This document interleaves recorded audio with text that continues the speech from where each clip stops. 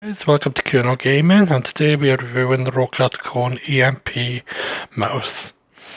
The mouse itself has a 12,000 dpi Roccat Owl sensor, a 4D Titan wheel, and comes with Roccat Easy Shift technology, which allows one button to be held down while you use the other buttons so they double up.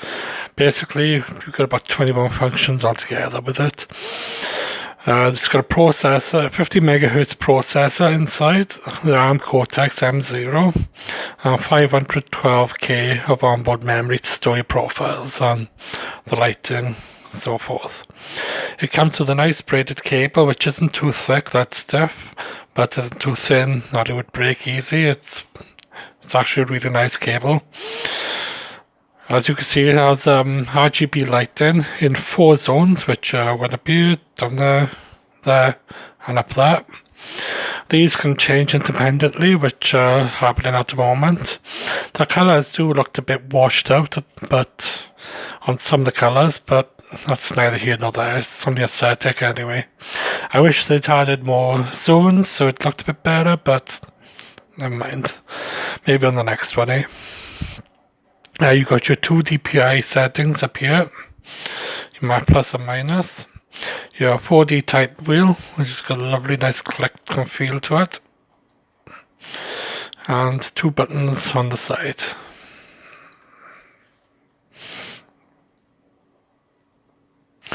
Now the weight of this mouse is 116 grams. Which a lot of people say it's on the heavy side. It is a big mouse. I found it was a bit big for me at first, but I've gotten used to it. I actually really like the size. And you got a lovely texture on the scroll wheel. The reason this mouse feels quite light to me is because I came from this. This is a Logitech Performance MX, another great mouse which I really loved, but the buttons have started to go and weighs at 160 grams. The only thing I miss from this mouse really is a function of the wheel, which allows you for fast scrolling, so you just go like that and the wheel just continues going. Other than that, I think this mouse is it's brilliant. It's a perfect mouse for me anyway. I've used it in numerous games, mainly StarCraft 2 at the moment, so that's what I've been playing. And the DPI button is very precise and very quick. Plus I like the fact you got up and down, so I don't have to scroll through loads to get back to where I was. Now I'm going to show you the Roccat Owl software. Okay guys, this is the Roccat Swarm software that you get with your Kone EMP mouse. It controls all the functions like your sensitivity options, DPI switcher, double click speed or whatnot, your lights. Down here you got your profile manager if you want to manage other profiles, and you got your macro manager for in-game, say if you play Counter-Strike Source for instance.